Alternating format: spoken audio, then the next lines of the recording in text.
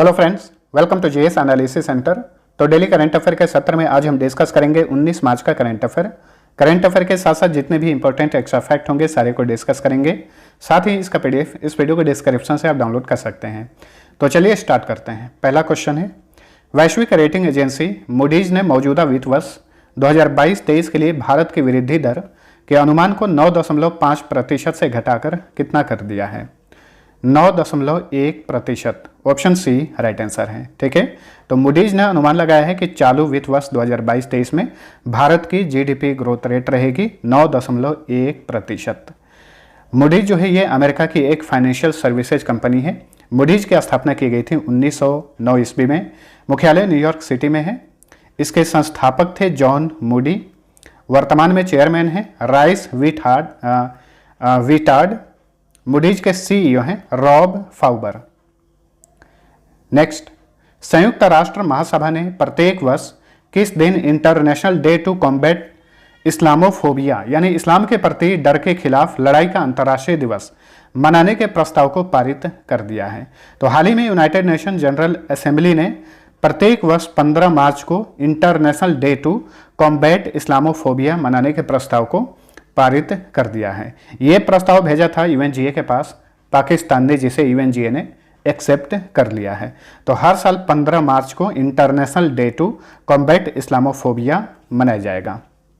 United nation general assembly की बात करें तो इसकी स्थापना 1945 में की गई थी। मुख्यालय न्यूयॉर्क में है। वर्तमान में यूएनजीए के अध्यक्ष हैं अब्दुल्ला शाहिद। यूनाइटेड नेशंस के महासचिव कौन हैं? तो यूनाइटेड नेशन के महासचिव हैं एंटोनियो गुटेरेस। यूनाइटेड नेशंस में सदस्य देशों की संख्या कितनी है? 193 है। नेक्स्ट, हाल ही में केंद्र सरकार ने मार्च 2020 से निलंबित 5 वर्षीय ई पर्यटक वीजा को कितने देशों के लिए तत्काल प्रभाव से बहाल कर दिया है? देखिए, कोरोना महामारी के कारण ई टूरिस्ट वीजा परियोजना को भारत सरकार ने मार्च 2020 में निलंबित कर दिया था अस्थायी रूप से। अभी फिर से इसे बहाल कर दिया गया है। कितने देशों के लिए? 156 देशों के लिए। इन 156 देशों में जितने भी देश शामिल हैं वहाँ के नागरिक जो हैं ई टूरिस्ट वीजा लेकर भारत में घूमने के लिए आ सकते हैं। चलिए अगला क्वेश्चन, किस देश की कैरोलिना बिलावस्का ने मिस वर्ल्ड 2021 का खिताब जीत लिया है? तो देखिए, 2021 का मिस वर्ल्ड का खिताब जीती है कैरोलिना बिलावस्का। ये पोलैंड की हैं। ऑप्शन डी सही उत्तर है। मिस वर्ल्ड प्रतियोगिता का ये 17वां संस्करण था। इसका आयोजन प्यूर्टो रिको में किया गया था। इसमें फर्स्ट रनरअप रही अमेरिका की श्री सैनी, सेकेंड रनरअप रही आइवरी कोस्ट की ओलिविया एस। ठीक है, तो मिस वर्ल्ड 2021 का खिताब किसने जीता है? कैरोलिना बिलावस्का ने, जो कि पोलैंड की हैं। इसी टाइप के हाल ही फिलहाल में जो भी महत्वपूर्ण प्रश्न बने थे इन्हें भी याद रखिएगा। मिस यूनिवर्स 2021 का खिताब जीती हैं हरनाज कौर संधू, जो कि भारत की चंडीगढ़ की रहने वाली हैं और इस तरह से ये तीसरी भारतीय बन गई हैं जिन्होंने मिस यूनिवर्स का खिताब जीता है। पिछली बार मिस वर्ल्ड का खिताब जीती थी टोनी एन सिंह, जो कि भारतीय मूल की जमैकन नागरिक हैं।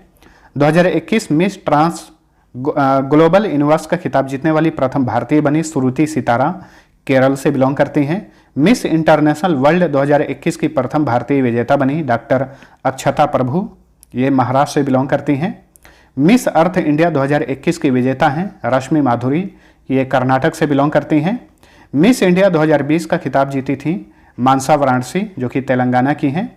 मिस यूनिवर्स 2020 में ये खिताब जीती थी अंद्रेया मेजा, ये मेक्सिको की हैं। ठीक है, मिस वर्ल्ड बनने वाली प्रथम भारतीय थी रीता फारिया और मिस यूनिवर्स बनने वाली प्रथम भारतीय सुष्मिता सेन है, याद रखिए। चलिए अगला क्वेश्चन, केंद्रीय वन, पर्यावरण और जलवायु परिवर्तन मंत्रालय ने देश की कितने प्रमुख नदियों को वानिकी हस्तक्षेप यानी वन लगाकर फिर से जीवंत करने की योजना बनाई है? तो हाल ही में केंद्रीय पर्यावरण और जलवायु परिवर्तन मंत्रालय ने देश की 13 प्रमुख नदियों को वानिकी हस्तक्षेप से फिर से जीवंत करने का फैसला किया है। ऑप्शन ए सही उत्तर है। इस योजना का उद्देश्य संचयी वन क्षेत्र को 7400 वर्ग किलोमीटर से अधिक बढ़ाना है और इन 13 प्रमुख नदियों में यमुना, नर्मदा, झेलम और महानदी शामिल हैं। और इस परियोजना की कुल लागत याद रखिए, इसकी कुल लागत लगभग 20,000 करोड़ रुपए है। यानी 20,000 करोड़ रुपए की लागत से भारत की 13 प्रमुख नदियों को जीवंत किया जाएगा। नेक्स्ट, इंद्रायणी मेडिसिटी नामक भारत का पहला मेडिकल सिटी किस शहर में स्थापित किया जाएगा? तो भारत का पहला मेडिकल सिटी स्थापित किया जाएगा महाराष्ट्र के पुणे में। इसका नाम होगा Indrayani medicity. Option B right answer.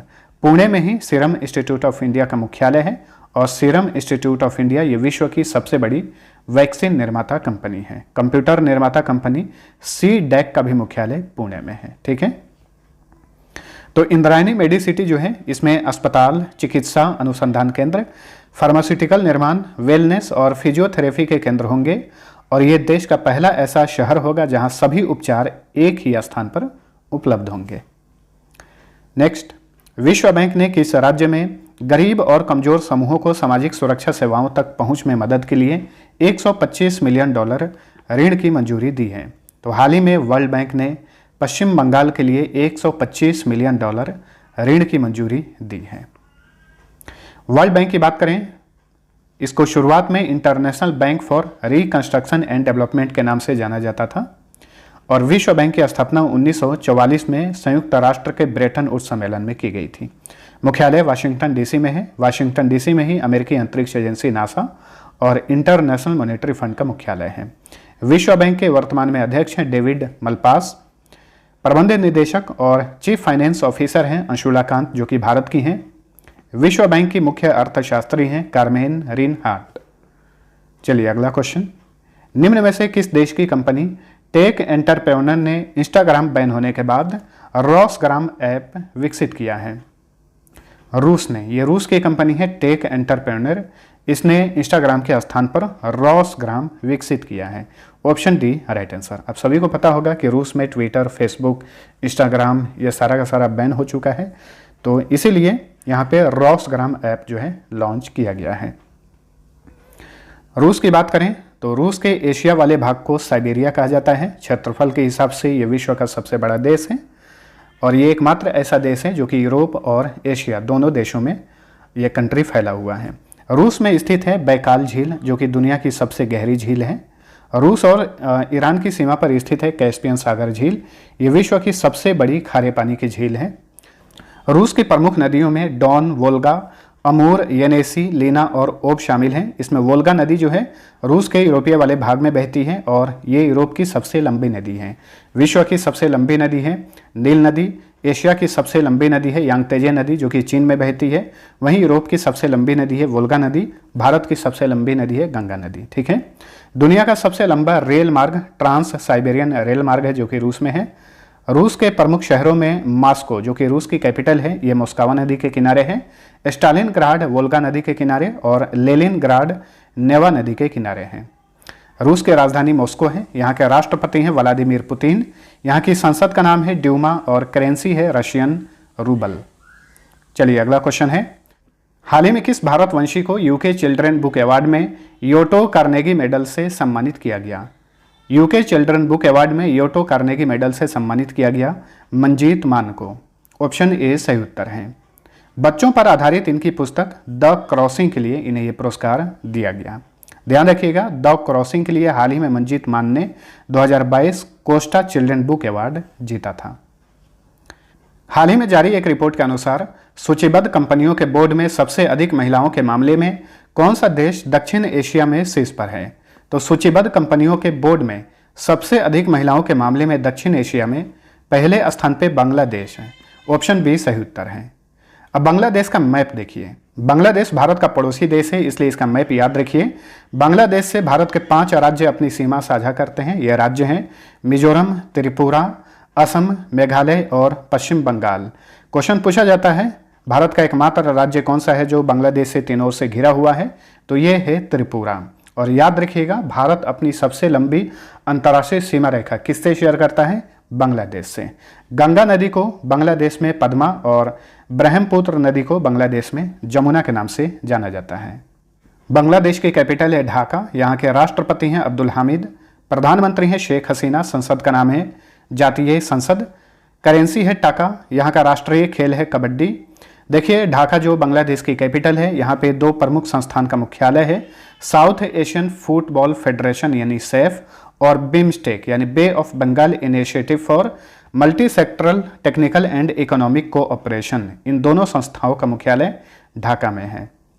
Next, 2050 तक शुद्ध शून्य कार्बन उत्सर्जन लक्ष्य निर्धारित करने वाला पहला दक्षिण एशियाई शहर कौन बना है?